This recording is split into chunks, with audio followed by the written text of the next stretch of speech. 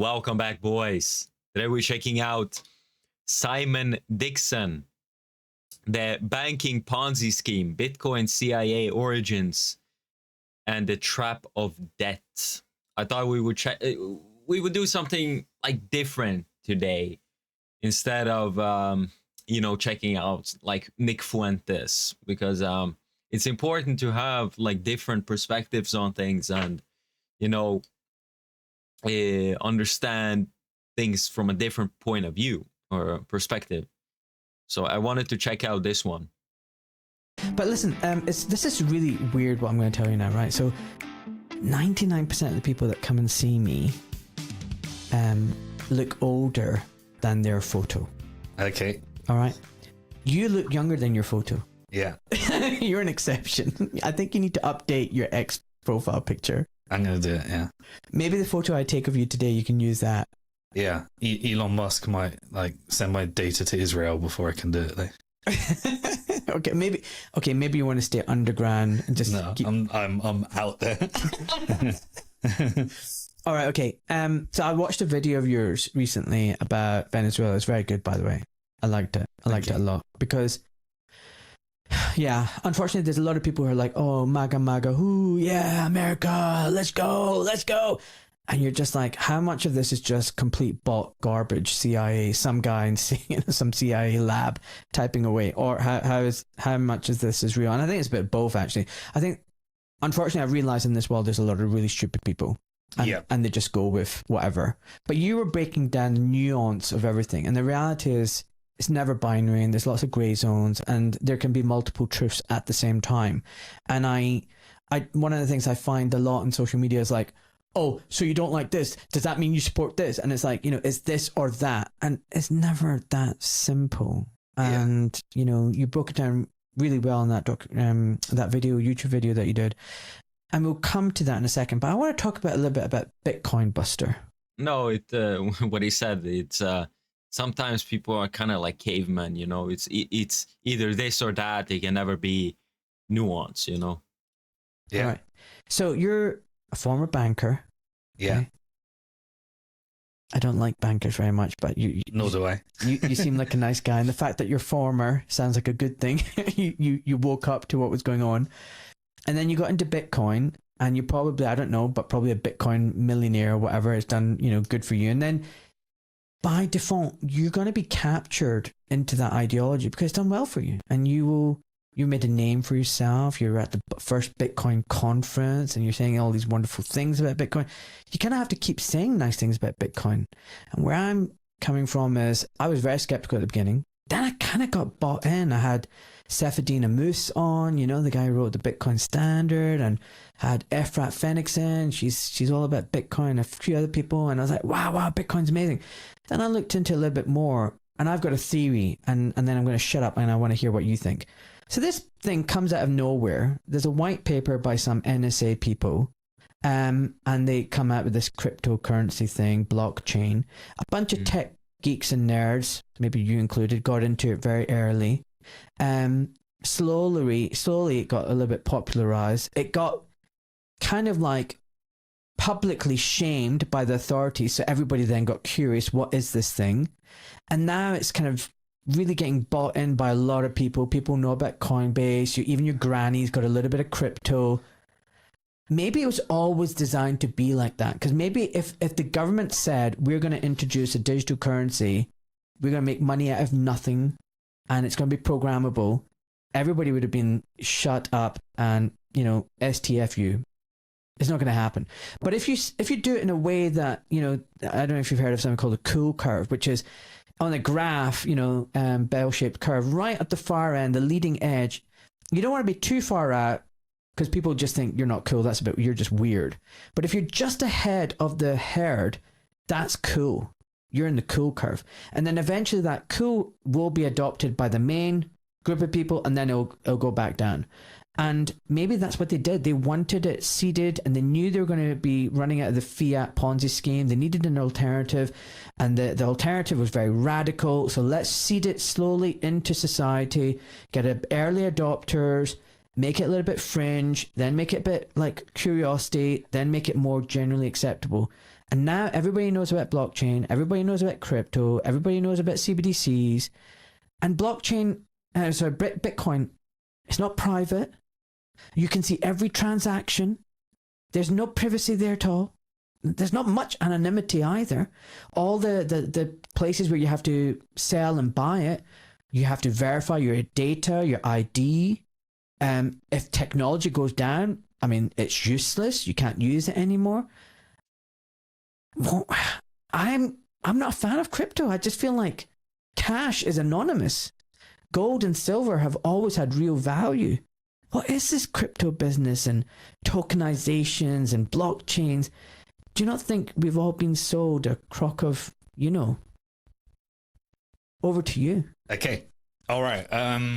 Where do I start on that? So let's jump into, you have to separate the word Bitcoin. Then you have to separate the word Bitcoin in self-custody from Bitcoin in custody. So you either hold your Bitcoin with a Wall Street bank, exchange, institution, and they give you a promise that you have your Bitcoin, or you own Bitcoin in self-custody. Take away the word crypto and you get rid of 99, you've got, that's all a scam.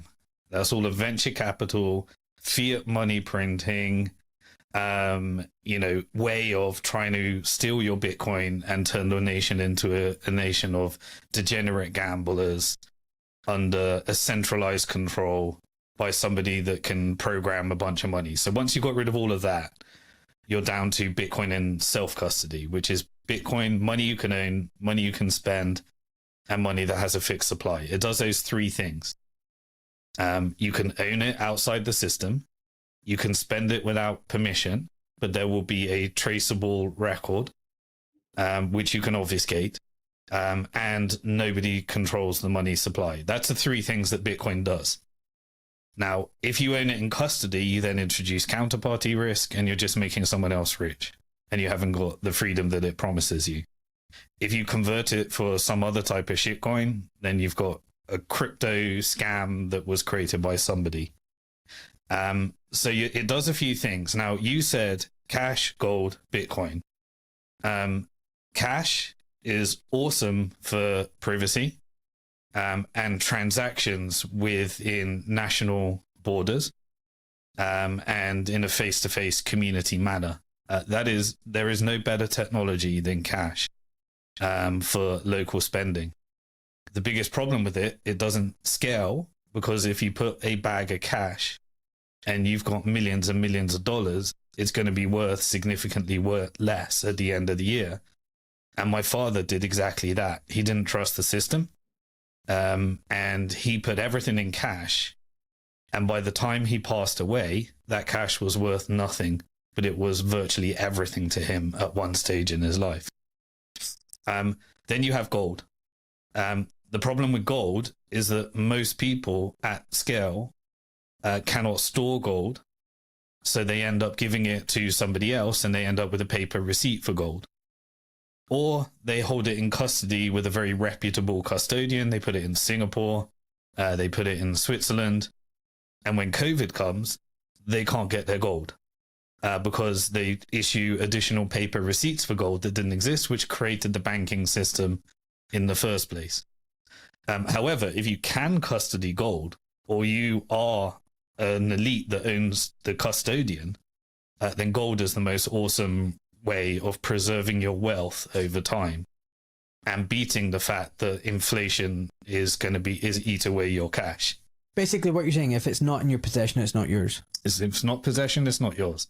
And when it is somebody else's, they leverage it, they turn it into a collateralized debt obligation, they issue you an IOU, and they use it for evil, like funding wars in Venezuela.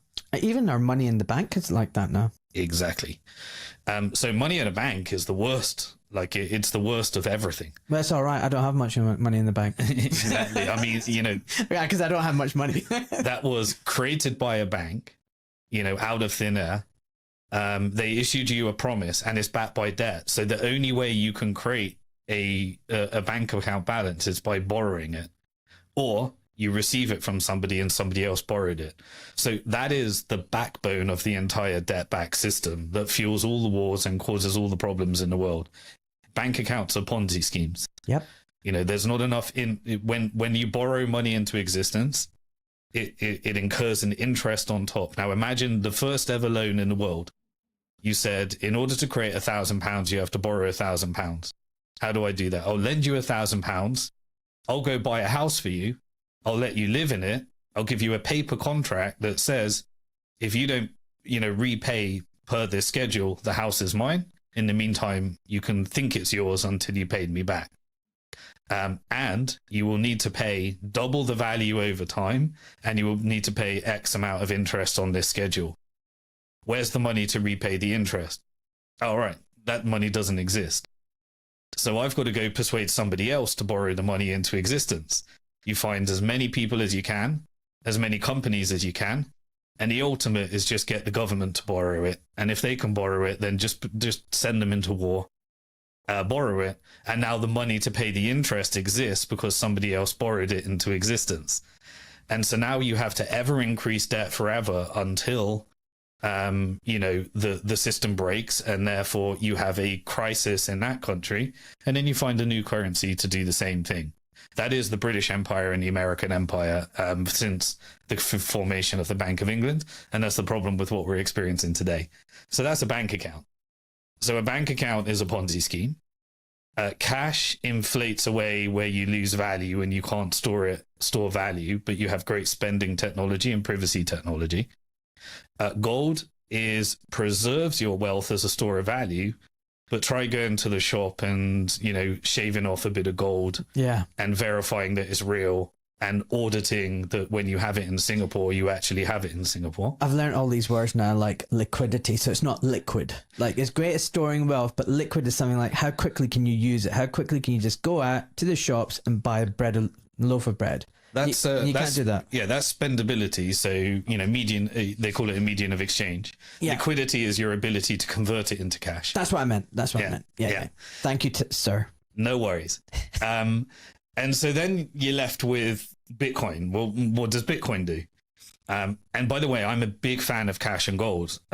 You meet Bitcoiners that will say how Bitcoin is everything. Yeah. There is a technology that serves a purpose.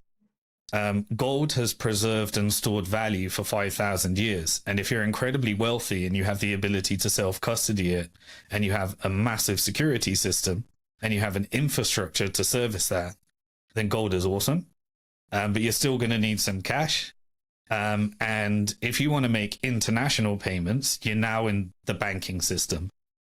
So how do you exit the banking system and make international payments at scale that can be audited, where you can take your value, and when your country becomes oppressive and tries to implement a wealth tax or tries to implement an exit tax, and you decide, I don't want to be a part of what this country is doing, then the only value you can take with you on a plane at scale is Bitcoin. It's the only thing where you can take it, you can own it, you can spend it, and the supply of it is never going to change. So it takes some of the properties of gold, but created a digital version. So now you've made a digital version. What's the downside of a digital version?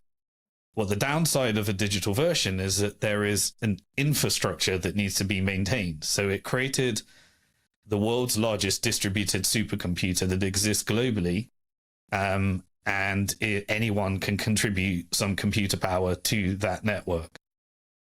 You can also verify your own transactions. And anybody that wants to open a wallet anywhere in the world, they can open a wallet, and you can send it to anybody. Now, when you send it, if you want to buy it on an exchange, then you're in the fiat currency rails. You are taking your fiat currency and you're converting it to Bitcoin, which has all the rules of fiat currency, which is KYC and know your customer and all of that type of stuff. So there is the on-ramps and off-ramps are subject to all the rules of control of a fiat currency. Once you're in it, you can take it off the exchange, you can hold it in self-custody, and you can use a unique wallet address every time you make a transaction, and you can do something called a coin join, which obfuscates the transaction. So hold on a second, slow down. I need to slow down a bit. So when you say your own unique wallet, like, what do you mean every single time you use it? So people think of Bitcoin as a bank account in order to try and conceptualize it. Think of Bitcoin as value that you can store, and you are able to access that just by remembering 12 to 24 words, or having access to a complex encrypted password key that you need to store. Your skill is to be able to store that and not have a hacker find it. Once you know how to do that, which specialist devices exist to do that, like a specialist device not connected to the internet, there's a little USB key. Like Trezor. Like Trezor, yeah. Then you are able to access that Bitcoin. And every time you send it, it will take and create a unique wallet address in order to send that transaction. And so you can have a unique wallet address because every time you send a transaction, it's published on the blockchain, which is what allows us to have no bank and no central bank. Because everyone can verify every transaction. And I don't want to get too geeky, it's verified by miners, and and people can run their own nodes in order to do that. The complexity of it is the bit that I don't think is worth getting into. But the point is that once you have it in a wallet, you can send that where only that transaction is traceable. And then you're sending it from your own wallet, which requires no KYC and no identity. So it's pseudonymous. Now, if somebody's running software like you bought it on Coinbase Exchange, and Coinbase is subpoenaed by the government, then they have all, and they give all the data to the government. Then the government will have that data that this person that provided this ID bought this Bitcoin and withdrew it to this address. But once it's in that address, you can send it outside the system. You can do whatever you want to do. But that's what I find really annoying, that you have to go to these exchanges and they want all your information. How can you buy Bitcoin without these exchanges? Well, how can you buy gold without those exchanges? You can't. You can't buy it. This is a financial asset. Now, if you want to go and meet somebody and give them a suitcase of cash and buy some Bitcoin, you're risking your life in that transaction. And so that's just as problematic. Now, is there vast criminal networks that do this? Absolutely, there are vast criminal networks and can do that. But they can use a bank account anyway. You just have a relationship with Jamie Dimon and JP Morgan, be strategically significant to the system, maybe engage in pedophilia so you're compromised, and then you can money launder or whatever you want in a Jeffrey Epstein network. But if you want to do it, this way. So the point of this is that, as with everything, there's nuance and pros and cons. But you need to find me anything else where you can own it, you can spend it globally to anybody that wants to set up a wallet, and you can guarantee that the supply of it will never ever change. So it's got a fixed supply. When you spend it, you can spend it, and with your little wee Trezor, you can send it directly to someone else's wallet. Correct. So you don't need that intermediary. You don't need that Coinbase exchange or anything like that. No, and this is the PSYOP. The PSYOP is making you think that you need Coinbase in order to own your Bitcoin. No, you need Coinbase to buy Bitcoin. And Coinbase is just one exchange. There's many of them. Are there any other good ones out there? You can, if you want to get pretty geeky, you can do a decentralized exchange and a peer-to-peer network of interconnected bank accounts where you can buy without KYC peer-to-peer. What? Yeah. HODL is an example of an exchange like that. So which one? HODL. HODL. HODL. Okay, right. Never heard of any of these things. Yeah, they don't want you to know about any of these things.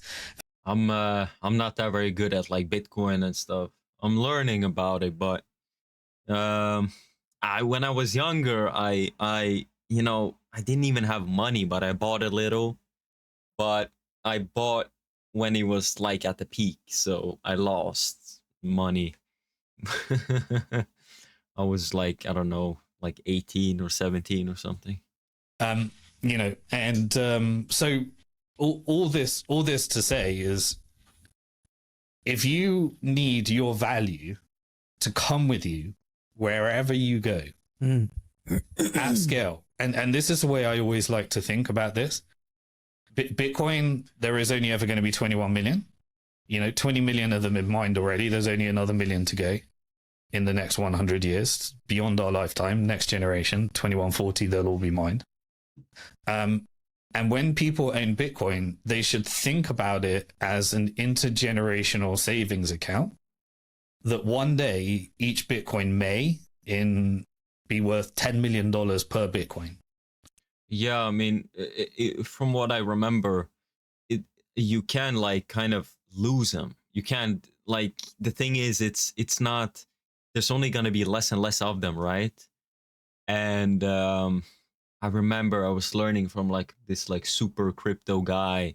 He was like a multi-bajillionaire. Like, this dude had money. And he was talking about like some crazy theories about something like it going to like infinity or something. It was something where it is like, it becomes such a valuable thing, Bitcoin. So it's pretty cool. So when you think about it that way, and I'm not saying that that's not financial advice, I'm not saying that's going to happen, but when you think about it that way, you learn, you know that value can go with you wherever you want in the world, and it requires no infrastructure, no counterparty, and nobody in the middle to maintain that infrastructure. So if one day you're saving your Bitcoin, you're owning more every single month, and historically that has beaten every stock market, every real estate market, every financial product that exists in the world. If they do that, you buy a bit more every month for 4 years. Every single person that's done that has outperformed every money manager, everyone in the world. Okay. Yeah. Then you get to take that anywhere. And I didn't realize this was going to be a bit of a... No, it's all right. A pitch for Bitcoin. But Bitcoin does have its limitations. And so... So what are the limitations? Well, what are the limitations? You thought that you could only buy it via Coinbase. And so there is a very deliberate operation to centralize as much Bitcoin as possible. And there are weaknesses. And I personally believe, because I was around very early in Bitcoin when it was about $3 in 2011. Wow. And invested in over 100 different companies that became, including Coinbase and many, many of the other exchanges at the time, to bootstrap this industry that no one would invest in. There is a very, I personally believe it did come from intelligence. You do think it did? I do. And I'm honest about that. So then we asked the question, who created it? Why did they create it? And what was the game? Yeah. So this was like a long-term strat for what? Like, I don't even know, but is it like they want like that UBI, like Orwellian, like social credit, your surveillance by your AI bot, that you don't even have a woman, you have an AI bot, that is watching you, cameras everywhere, microphones everywhere, listening. It's like digital currency. Everything is traceable, everything is tracked, everything is under their control, under their thumb. That's kind of what I start to think about of the like dangers, especially with also the internet. I think we need to have like a talk of is the internet going to be free, or is everything going to be, you need a digital ID, you need you need to put all your information in to use the internet, to use these social media apps, and everything is traceable, everything is trackable. You can't organize, that will be illegal. You can't criticize the government or even think bad thoughts about the government or criticize the government or the powers that be. I mean, you're gonna have a kamikaze drone, bang, using Palantir technology, bang, straight in through your window. Like, these are the technologies being developed. So it's very scary, So then we asked the question, who created it? Why did they create it? And what was the game? Yeah. So I personally believe it was, it came from DigiCash, which was the previous attempts at creating a digital currency. it was shut down. It was created. That network, DigiCash, was from David Chom. David Chom had connections to Meyer Lansky and various criminal networks. Dodgy people. Yeah. If people don't know that, we're talking about the mafia, money men. Yep. And David Chom was taken out because it had centralized problems. And when you're taken out, you can be co-opted into operations. So suddenly, through that network, a guy called Len Sassaman, who I believe is one of the people that they call Satoshi Nakamoto today, and Hal Finney, that did one of the early transactions, both are dead today. They were taken out. Well, sorry. When you say taken out, like, did they die naturally on suspicious circumstances? Like, what are we talking about here? Yes, they both died naturally. And they both had connections to meetings with intelligence networks throughout in their life. So why'd you say they were taken out? People do die. I don't think I should say that. Let me take that back. Okay. They could. Maybe, like, does he have to say it like this, or I don't know. The thing is, sometimes I don't even know. They're never going to say it, but sometimes I wonder, do people they have like obligations, or they have things they cannot talk about ever? And I wonder if they sometimes like hint at stuff and whatever. I don't think this is it, but I think it just messed up. He said something just wrong, But sometimes I wonder, like, you do see sometimes like signals, like these like elite like people, they're sending like signals out, and sometimes even symbols. You can look at for example, $1 bill. You can think like that is some hermetic symbolism, and it's pretty cool to look out for. Would have been taken out. There is suspicious circumstance. I don't have an opinion on either way, but naturally, they passed away. And there's a couple of theories of, firstly, what actually happened. The first thing that happened is that it took the problems with DigiCash and created a decentralized network. And that was when we had the invention of mining and a decentralized supercomputer where anyone could provide the infrastructure. It then also had and the most important thing is the code was open sourced. Now, when the code was open sourced, it meant that anyone could read the code, anyone could run the code, and anyone could propose an improvement to the code. And if you want to back up a copy of the blockchain, then you can run the node. So you got these three. I have to be honest, like I never like looked into like what is it? Like I don't understand much of this stuff. I get the use, I get the like you can't like mess with it. I understand it, but I was never like fully explained what it is, what is Bitcoin, what the hell, what is the future. But it's very interesting. This is very interesting. Things. Might you back up a copy of the blockchain, then you can run the node. So you got these three things: mining, open source code, and nodes. Think of like the US, you have the Senate, the Congress, the judicial, right? If you want to compromise Bitcoin, you have to get all of the miners, all of the nodes, and all of the developers. And then you have to get all of the users that could potentially fork this off and react to the network being compromised.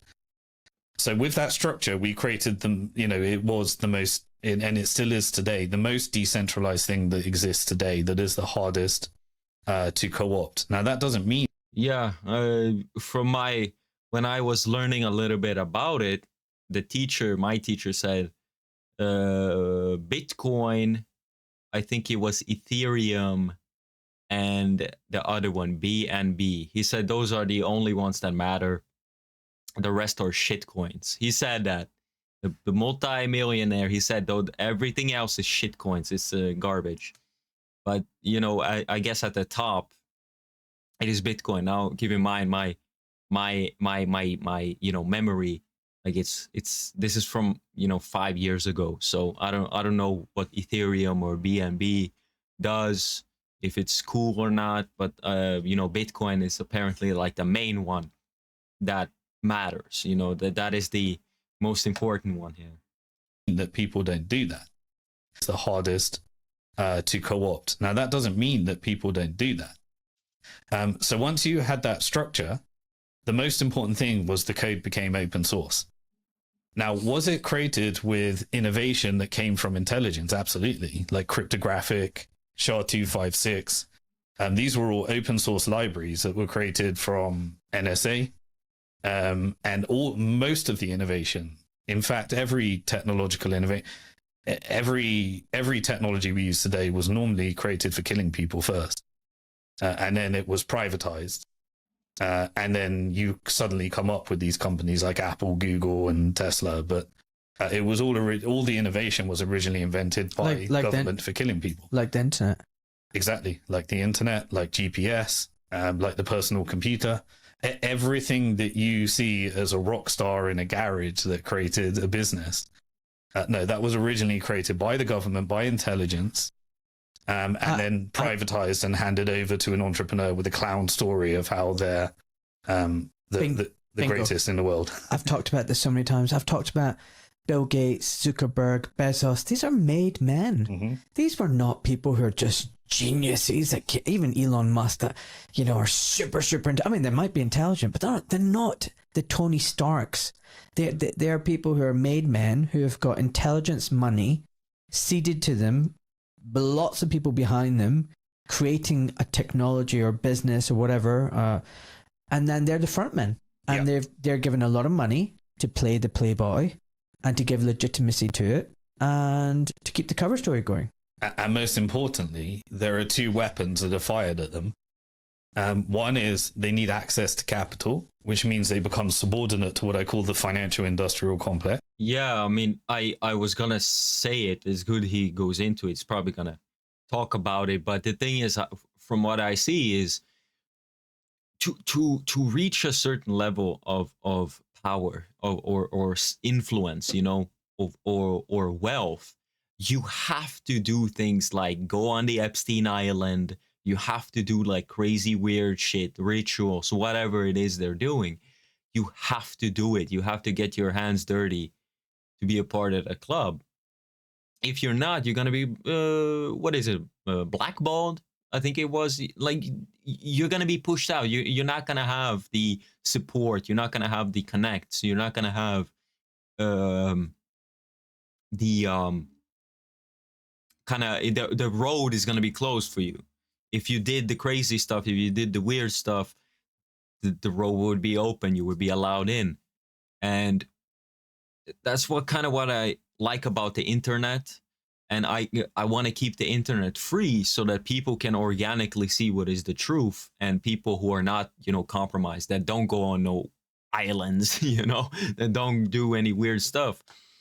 And yeah, I mean, this should really just be something everybody gets behind, because like, do you want people controlling you that do, or do you want to listen to people who do weird stuff privately, that have to, you know, basically sacrifice their character, their themselves and who they are as people to attain power and influence and all this? It's kind of what I want. That is kind of why I want like the internet to be free. Like the internet to be free and you know, not controlled by these like people, weird people. Capital, which means they become subordinate to what I call the financial industrial complex. And if you want access to that capital, the higher you go, the more capital you get, the more compromised you have to be. And that's what, we'll get into that later if we want, but that's what these Epstein networks were. Yeah, let's talk about that later, yeah. Yeah. I want to talk about that. These are highly sophisticated operations of compromise so that you do not default on the power structure. Yeah. But anyway, No, just quickly coming to that. I heard this podcast with Nick Griffin with my friend James Delingpole, and Nick was talking about how people had approached him, some rabbis from America, to to work with the British National Party, and they came with money, and they came with checks, and they said, we want you to stop talking about Israel and Zionism. We want you to just focus on Islam and Islamophobia. correct. And he said no. Yeah. And then So that is like, I guess, like an upgrade from the 7K club, influencers. There was this thing, people, you could be an influencer and you could get paid money for not, talking about certain things and pushing the conversation in another way. And, for these higher people, they get like these deals, of don't talk about this and you'll get help from this. And basically things become 10 times easier if you just do a little things like this, but it's really compromising who you are, what your message is. And it's pretty clear. People are waking up to who is real and who is not. The people who I see as real are, for example, Nick Fuentes, Sneeko, those two. I don't really pay attention to many others, or I don't really consume a lot of things from others and influencers and stuff. I try to stay away, but also Legion of Men, that's a good one. He's cool. So yeah. there's someone else, and he said no. Yeah. And then there's someone else. He was talking about how some other guy came along and offered one of the people he knew £300,000, and it was like, stop talking about trans agenda and stuff like that. It was really, or abortion. Don't talk about abortion. Yeah. And then there's someone else again came with a check, some rabbi about something else, and don't talk about immigration. And what Nick then said was, they don't actually care about what the topic is. They're giving the check with a condition to see if they can buy your soul. Because if you will say, yes, I'm not going to talk about this, that means you're bought and you're compromised. And that's what it's always about. And you're allowed to get the traffic you need to make your podcast successful. So the more the algorithm... Yeah, this is the thing. It's also these games where you can be a good person and kind of just want to spread the truth, but you get kind of messed with these algorithms and AI and stuff. I love AI, but it can be used in a bad way with these algorithms. I use AI for learning. It's very nice, but when it comes to these algorithms, they can really mess with you, because they've been tampered with to let certain things fly by and certain things have to be suppressed, and people don't know any better. They don't know, man. They're just scrolling on Instagram. They're scrolling on TikTok. They become like these mindless zombies. They just consume. They are enslaved to the algorithm in a way. And, only few people actually go out of their way to open up the search bar and search for the truth. What is the real things going on, not just what is being given to them, fed to them. It's you need to go outside of that ecosystem, right? Works for you to make your podcast successful. So the more the algorithm works for you, the more you have to compromise. So if you're at the Alex Jones level, the Joe Rogan level, there are rules to operate at that level. Oh yeah, of course. Yeah. I can tell you what those rules are, by the way, very quickly. Go for it. So basically, I'll give an example. The moment I started talking about Trump and saying he's not our savior, man, I lose a lot of followers and subscribers. The moment I said this war, this abduction of Venezuelans leader is wrong, and you know what, this is a criminal act, again, massive loss of followers and subscribers. And because you're not allowed to do that, it's not cool. But you know what the real thing is that you can't talk about? And it's not questioning the genocide in Gaza, it's not anti-Semitism, it's not that. You cannot touch certain things, such as exposing the fact that you cannot vote out of tyranny. that democracy is an illusion and everything's a uniparty system. You have to go along with the idea that the next political savior is our hero and our way out. Whether it's Trump, whether it's Farage, whether it's Rupert Lowe, you need to keep everybody at the casino table gambling away. Just vote harder, vote better, and next time you'll hit the jackpot. They need you in the system. And if you say the opposite, if you say to people, actually, you know what, voting's not the answer and the political system's completely corrupt and this is how they keep, what we need to do is just walk away, you get punished by the system. So that's number one. And two, if you talk about the banking system, if you talk about the Bank of International Settlements and you talk about how everything, pretty much every human problem that existed in the world is because of the banking money system. Yeah. That doesn't go down well. Okay, well, that's what I've been doing for 25 years. And so, you know, it's, yeah, I think if you're exposing the real nature of power, even things people think like there was a time when you couldn't talk about, you know, Nazi propaganda and Jew hatred and Jews rule the world and stuff like that. You're allowed to talk about that now. You will also suffer in certain corners of the internet massive censorship to make you believe that Jews do rule the world. But there will be other corners of the internet where you can go on X Spaces and you can go and join a 24/7 space that is dedicated to saying how every single problem in the world is a Jewish conspiracy. You can also go to another space at the same time where there'll be a bunch of people that will tell you how every single problem is a terrorist, Islamophobic, Qatar-funded problem. And both of those exist. And depending on how much time you spend there, your algorithm will adjust in order to radicalize you into the corner of the internet they want you to be. Yeah. And yeah, facts. Go on Instagram. All I get, and I hope the algorithm is listening, the Instagram algorithm is listening so that they can tailor it better to me. All I get is like, Jews rule the world, Jews this, why the wooden doors, why Holocaust this, like, that's all I'm getting. And I don't really care. Like, I want to get more than like philosophical.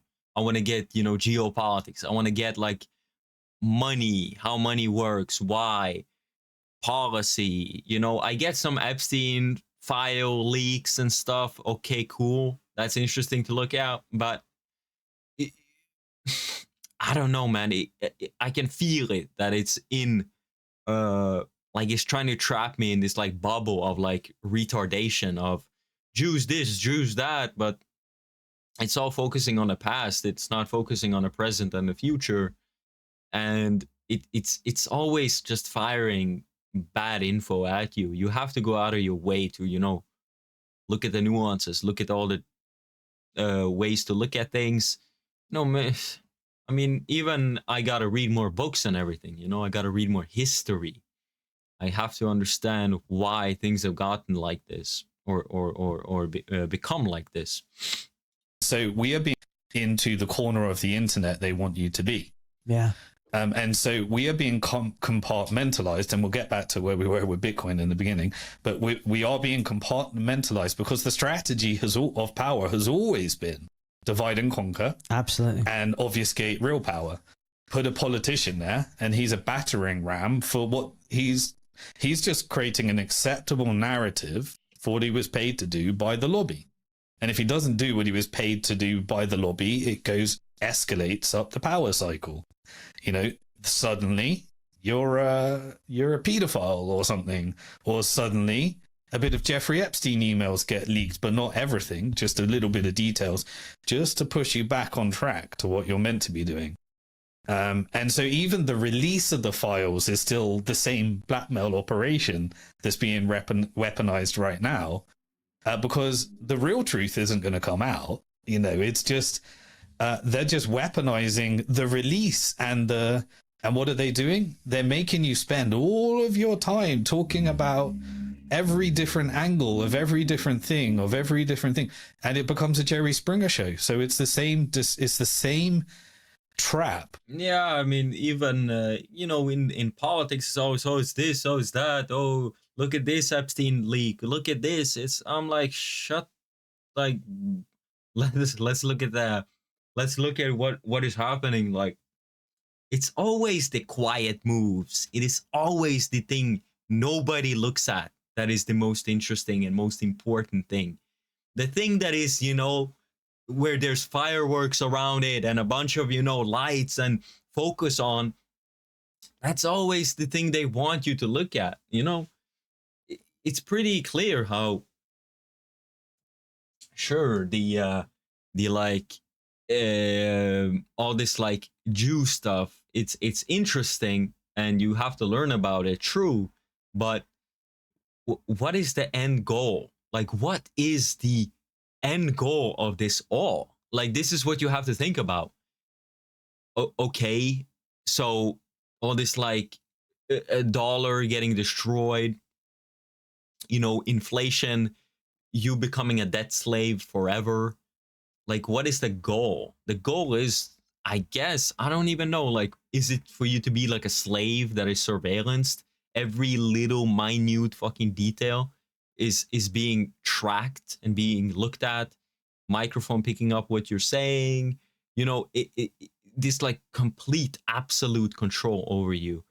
That's a very scary thing to look at, or to even like think about how there are people who want that, who want to control everything about you. They want to extract every little analytical data out of you so that they can give you better ads, so that they can make you pay more money, so that they can extract more wealth from you, so that you can be just a good little, piggy bank, so that you can pay for all this shit, make them more wealthy. It's the people at the top, they don't see you as a human. They see you as a ant. They see you as a pebble that they can just step on.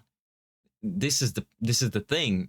Before all this shit and like banks and all this garbage, at least you could like go and go to your lord that governs you. This is what I'm learning in history. You can go to your lord and be like, hey, Lord, we're starving.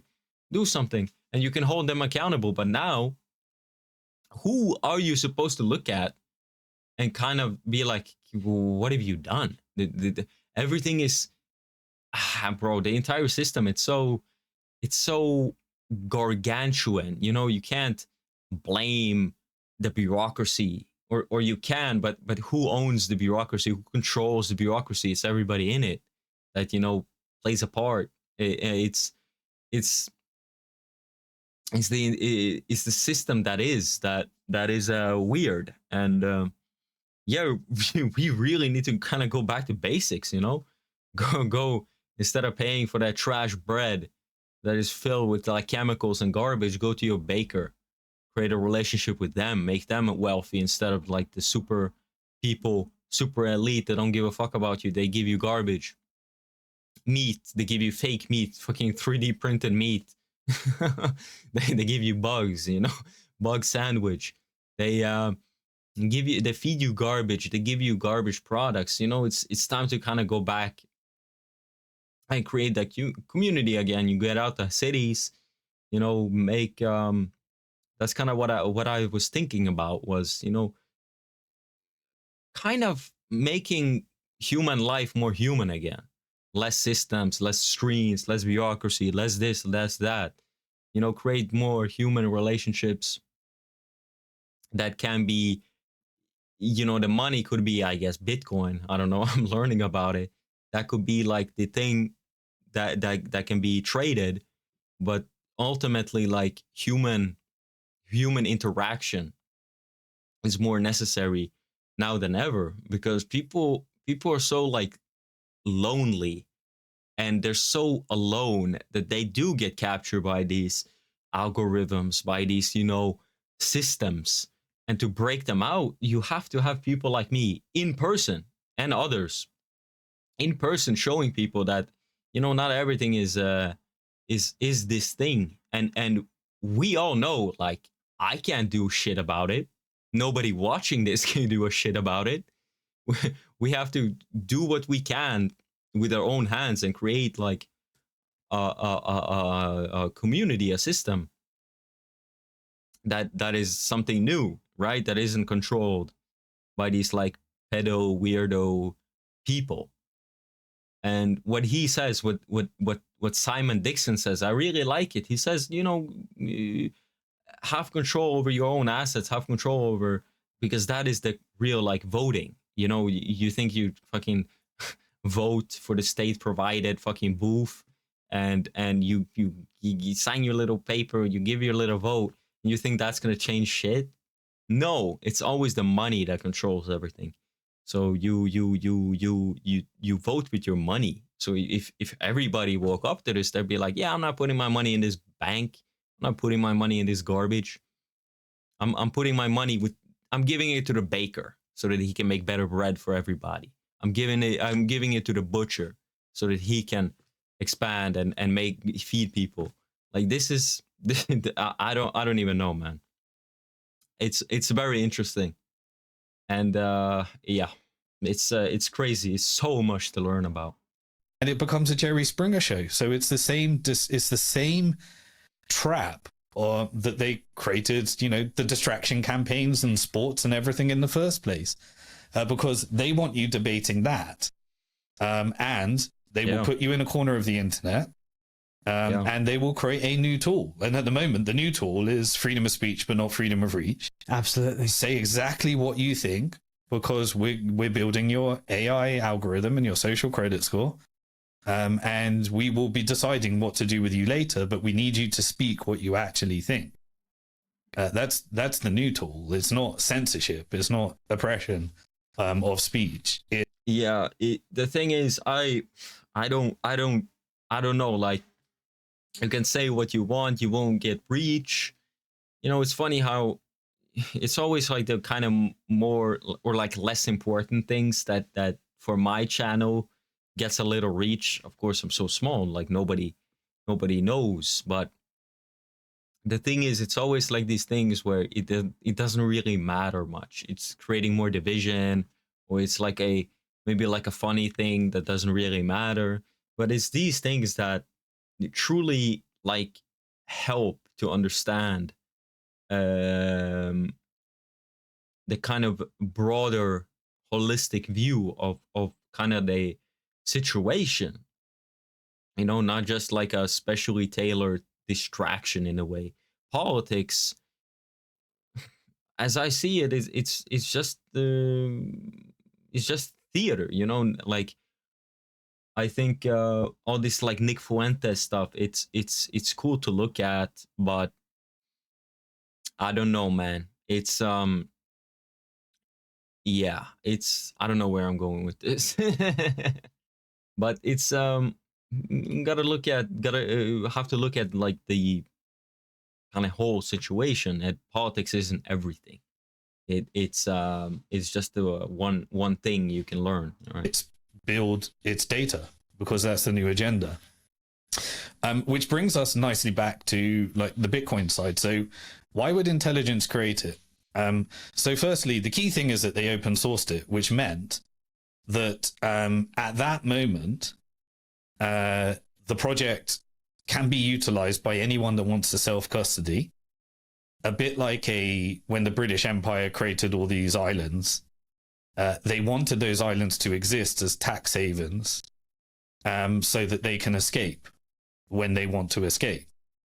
And they don't make it where they don't exist. There is ways of not paying tax and all these different things because they want it. But the vast majority, they don't make it accessible. So just like that with Bitcoin, for the vast majority, they want you in custody. They want you to borrow against your Bitcoin. They want you to give it to Coinbase, who's a public company. And now a public company is owned by the financial industrial complex. So they create as many ways for you to not own your Bitcoin.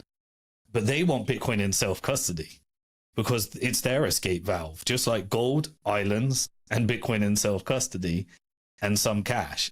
Those will all exist, but it will not be accessible for the masses, or it still is accessible on the fringe, but most people would just choose the convenience. And so they still want all those things to exist because they want to use them. which is a great thing. So with Bitcoin, you had the same thing. You have Bitcoin in self-custody. You can still use all these things, but most people don't even know and won't go to that level of sophistication. And so they end up just giving it to the financial industrial complex, who then use it to leverage and do the things that they do, which is make money off volatility. But go back to, why did they open source it and why did they make it? Yeah, so I actually think it was a genuine resistance within an intelligence network to create a tool that they want to use, but with a PSYOP embedded in it. So once you get to... Explain that to me. I didn't get that.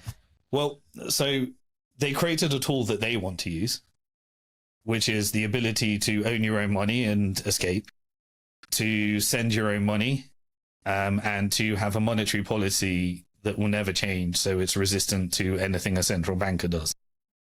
So that's what Bitcoin does. You can own your money without a bank, you can spend it without government permission, and the monetary policy is not set by a central bank. There'll only ever be 21 million. It's a fixed supply. It's digital gold, but more scarce. So that means that when you print money, fixed assets go up. That's why gold preserved its value for 5,000 years, because gold is the only asset where for 5,000 years on average, they only found 2% on average per month. You know, you had gold rushes where they found massive chunks. But on average, it grew at 2% per month. I think the example, for example, I read or somewhere was that if you looked at gold where it was 100 years ago and where it is now, it's preserved wealth. So, for example, the dollar and the pound have just devalued. So, whereas before 100 years ago, you know, it might have been £100 that would have bought you an ounce of gold. Now they're saying it's £3,000. But actually, if you look at the real value of gold with the debasement of the pound and dollar, it should be like £50,000. It should be like an ounce.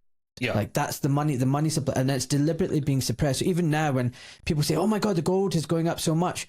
No, it's only going up a tiny amount. If it really went up where it's meant to be, it would expose the complete fiat joke that exists. Gold is still grossly undervalued. Correct. And the reason that they do that is because they don't want an exodus from the systems they control. And gold is a system where the vast majority is owned by the same elites. Let's face it. It's owned by central banks and it's owned by incredibly wealthy people. And a small percentage of it is for everyone else that's got their little coin or held it in custody in Singapore or somewhere. So they own the most of it. That's the one thing that never changes. And it's the same with Bitcoin. Wealth inequality never changes. That never changes. The distribution of wealth is always disproportionately consolidated in the hands of a few. And Bitcoin doesn't change that. Like, there are incredibly wealthy Bitcoiners, and then there's everyone else that owns a bit of Bitcoin.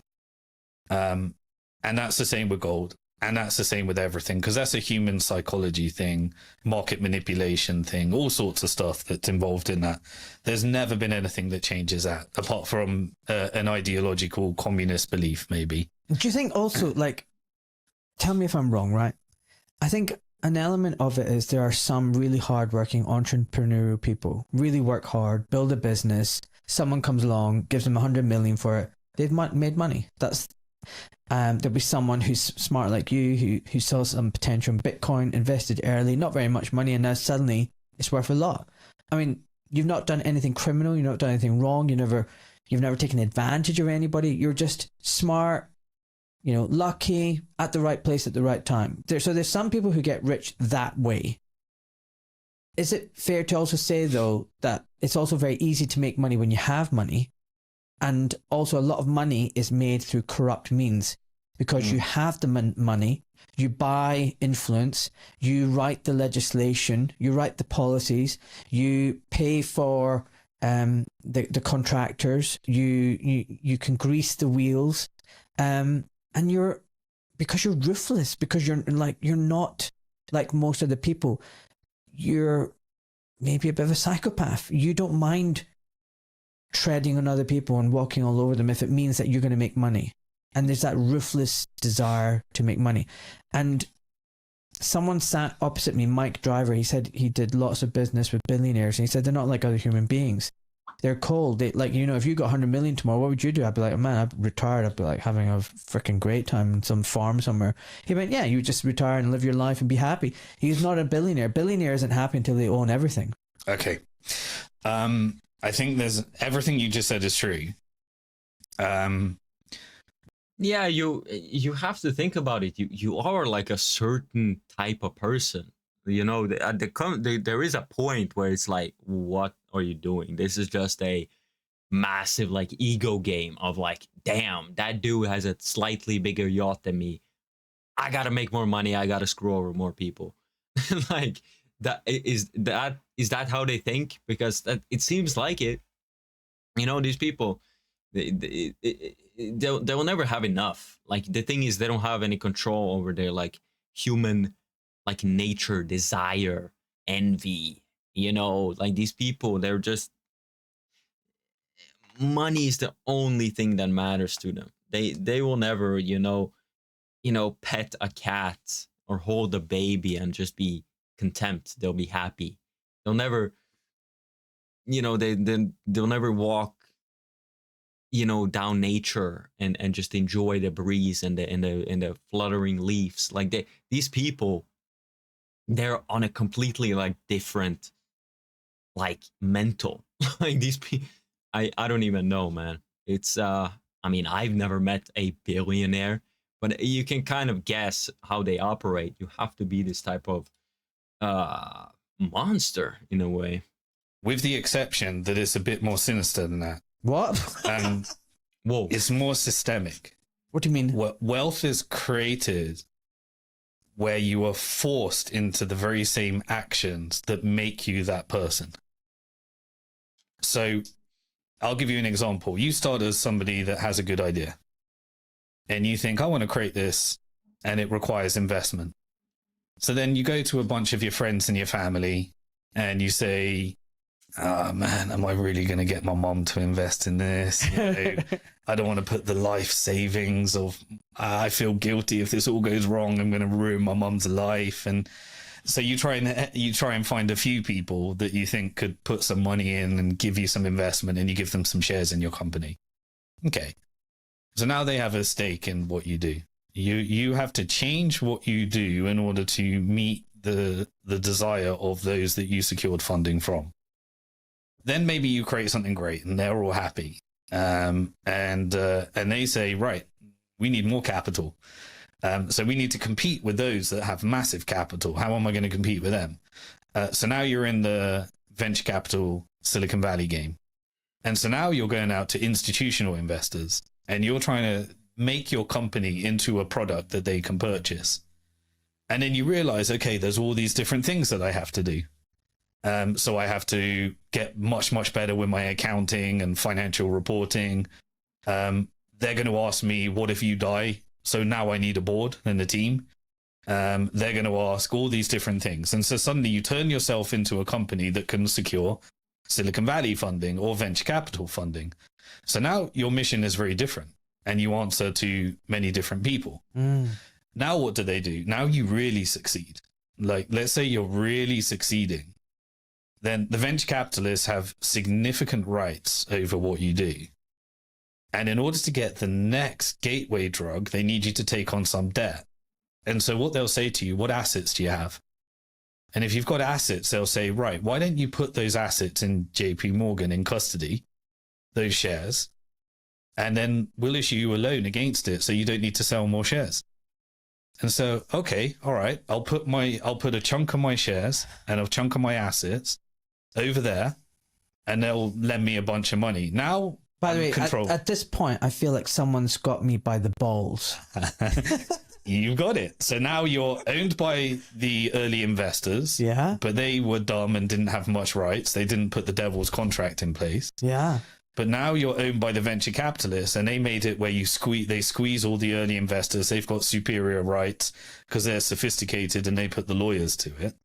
And now you've taken your stock and you've borrowed against it. So now you have to pay that interest. And if you don't pay that interest, what happens? They take your shares. And so they can now say, I've got an idea. Why don't we put you on the stock market? why don't we, you'd like to be able to sell some shares. Your mom would like to sell a few of her shares. Why don't we put you on the stock market? And so now you have to go through a very sophisticated process of turning your company into a product that can be bought and sold by anybody. Okay. And that means that you have to comply with every single requirement. And the venture capitalists that introduce you to the investment bank, they want the best terms. They've got their strategy figured out. The investment bank is going to the bank that borrows and said, right, how are we going to lever this up further? So all I'm saying is that these are tools of control. Right. Now, let's say you're on the stock market and you create something really significant. You create something that is so significant that the government sees you as geopolitically and geostrategically. Now, who is the government? The government is a proxy for real power because the government's owned by the lobbies. So who contributes the most to each politician? Well, APAC, it is very power. It is real power. APAC, big pharma, banking, military-industrial complex, you name it. There's so many lobbies. You look at the top of the lobby, you see the top insurers.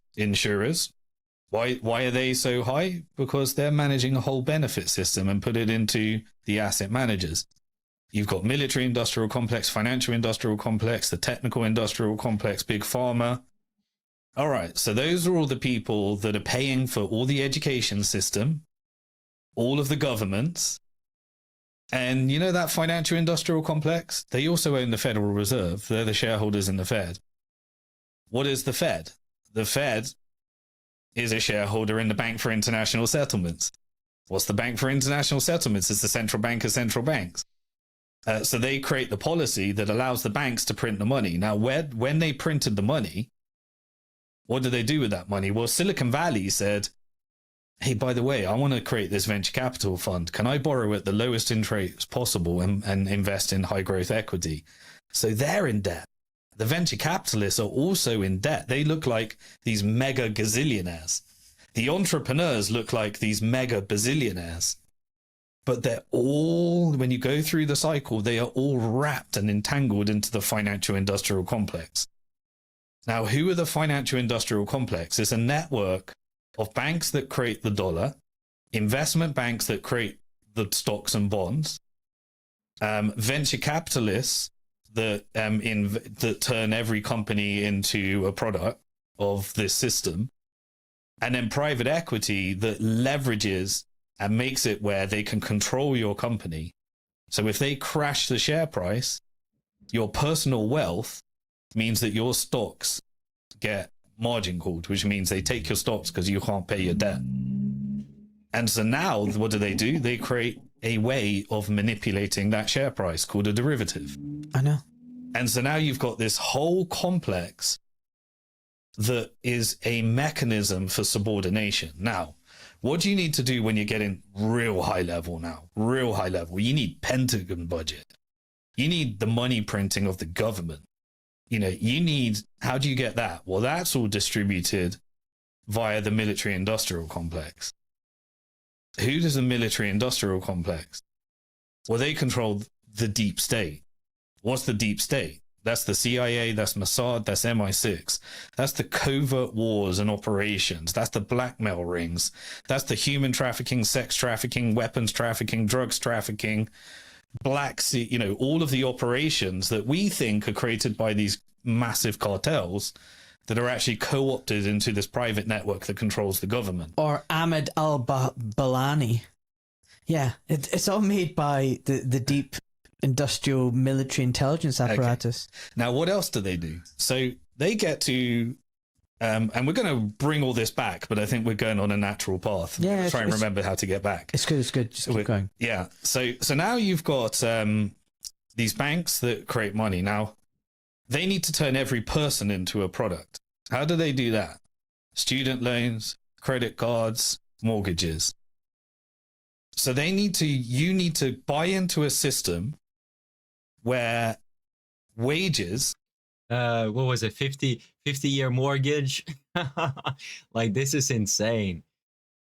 Is it gonna be like you're born with debt? like because of your parents.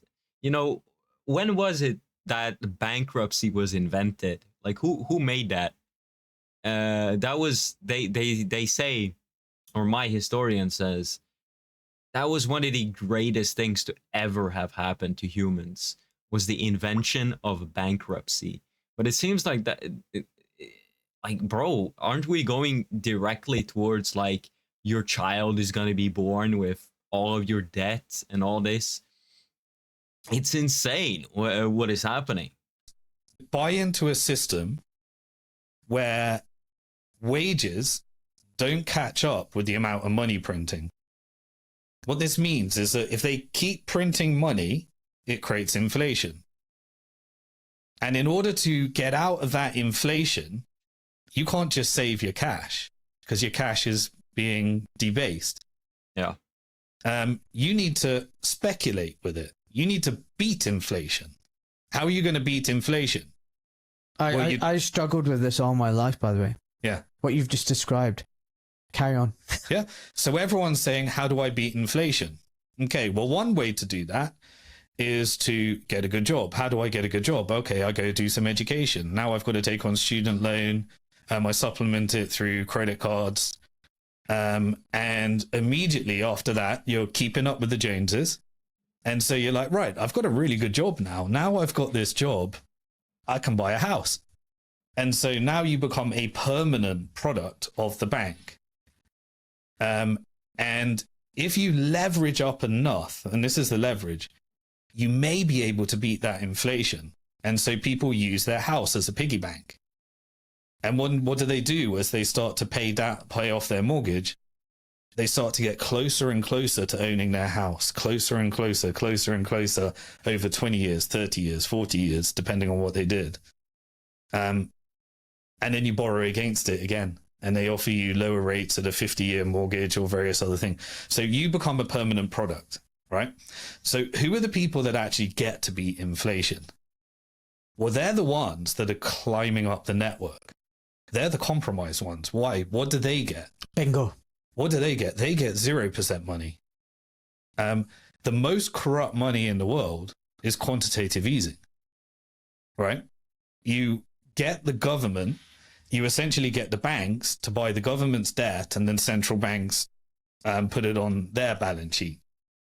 So this is just pure corruption. This is below interest money. What about the banks? They get to create it for free. They actually get to create it. They get 1,000x on you're paying 10%. They get to lever that up 100 times. They get 1,000%. And remember, this is all a debt-based Ponzi scheme. The money to pay the interest doesn't exist. So you've got to find another person to take on the debt. You're either, if you have a positive money in your bank balance, it's because somebody else is in debt. The money doesn't exist unless somebody else is in debt. And the money to pay the interest doesn't exist. So we create this economic environment where your money is continually being debased, and then you need to speculate in order to beat inflation. Now, if you do a bit of speculation and you just invest some of your money in stocks, what happens? You're suddenly like, I don't know what stock to buy. I'm not a professional trader. So there's a company out there, BlackRock, that will just buy all the stocks for me, and I just can give them £100 a month or something. And now I don't need to figure out what stock to buy. Okay. So now BlackRock is taking everyone's investment money that can't be bothered to figure out what stock through ETFs and index funds. Then they're taking everyone's pension. Then they're taking everyone's insurance contributions because you're trying to hedge some of the risk. And then when you get your house, you have to have insurance. And so where did BlackRock and all the asset managers in this financial industrial complex get all the money? It's your money. You paid for it. So then what they do? Well, the banks create all of these, they create new money every time they issue a mortgage. And then they say, do you know what? I don't even want to take the risk of these mortgages anymore. Can I just package it up and give it to someone else? So Larry Fink says, yeah, I've got all this money. All these people are putting these pension money in. Why don't we create something called a mortgage-backed security? Let's package up all of these mortgages. Just put them into one product. And then what I can do is we can slap a credit rating on it. And if everyone complies, then they get this credit rating. Credit rating is not, it's about compliance with the network. So now you've got all the banks are creating the money. And then they create these mortgage-backed securities that allows them to control effectively all the real estate and transfer it. But who do they sell it to? They sell it to you. And so they created the money. They created the mortgage-backed security, and then they sold it to your pension. So you paid for the very system for them to get the 0% money in the first place. And they're charging a fee for it. And what else do they get? They get a board seat on every company. They get to voting rights. So when you bought a share, it came with the right to a dividend and the right to any growth and a voting right in the company. But you said, I don't want to buy the shares. I want BlackRock to buy them for me. So BlackRock takes your voting right. This is why they want to custody everything. This is why they want you will own nothing and be happy, right? So they now get all of the voting rights and all of the board seats. So if you want access to my money, you need to comply with this ESG score. All right. So now we can change access to capital. What else does BlackRock do? They said, with all of this data we've got, we're now managing $12 trillion of other people's money. And we own the banks. We took the banks public. Bro, this is insane. This is crazy. Other people's money. And we own the banks. We took the banks public. We took all the asset managers public. We took the hedge funds public. We took the exchanges public. We've got a board seat on all of them. And the more and more companies we can take public, the more and more board seats we can get. And we have the capital. So we can fire off to JP Morgan, and JP Morgan can create derivatives and hedge funds, and they can manipulate the price. So if we want Elon to do what we need to do, what do we need to do? We need to get him in debt. How do we get him in debt? Why don't you buy X for 40 billion? Yeah, why don't you buy X for 40 billion? We'll contact some of our buddies in the sovereign wealth funds that are benefiting from the petrodollar. Qatar and God knows what, yeah. Yeah, they'll put some money up, they'll provide the collateral, and you just put your stocks up. Now you put your stocks up and we'll lend you the money to buy it. Okay, so now Elon is a debt slave and they control his share price. And they can decide why. They control the media. They turned all the media companies into public companies as well. And then through the deep state and various other operations, you can control the alternative media. Now you control the algorithms. Let's invest in this technical industrial complex. Let's create Facebook. How do we get the budgets? Well, let's take the thing that the government created. Let's hand it over to one of these entrepreneurs. So Elon, you're going to get SpaceX. Now you get to be a spaceship scientist. Yeah, because they all get the government contracts. Yeah. And in order to climb this network, you have to be complicit to the financial industrial complex. So just like through algorithms, if you say the right thing, you get the right traffic, and that changes what you say, and suddenly you become more stupid and sensationalist. Yeah, the thing is, it's really, I see how it can be done. Like, for example, people who do YouTube or similar people like me, you're basically being trained by AI to know what to say and how to say it, what thumbnail to use, what title to use, what the talking points to use to get views, because that's the ultimate goal for so many people, is like get views, get money. So they get trained by these AIs to basically say, to kind of know what to say, and they're never genuine, because that, they have to, they will never voice their genuine opinions and their thoughts. They always, gotta please the algorithm, right? So, I get it, being the realest of them all, me. I can't. Like, being real and being genuine, that doesn't get views now. But I think, look at everything, bro. It's like I am investing in Bitcoin, but it's not Bitcoin I'm investing in, it's myself. I'm being genuine, I'm being real, and people can feel it. No AI can do this shit because it's fake. It's always got to be a slave to the system, and people can feel that it's a slave to the system, no matter how good it becomes. So the realest of them all is got to make an example, right? But I try to be nuanced, you know, and I guess there's certain things I can't say, and whatever. Like, I'm not gonna be like, you know, black this, Jew that. It's unnecessary, you know. I'm trying to be a gentleman. That sounds cringe. Let's continue. And changes what you say, and suddenly you become more stupid and sensationalist, and you say the banks are about to crash like crazy, and suddenly you get all the traffic. Now, if you're saying something that's quite nuanced and intelligent, you kind of like, people don't want to hear that, man. They've been trained by Instagram shorts or Instagram reels and TikTok to want to have the biggest booms and the boom sound. Where's the boom sound? Damn, my thing is not working.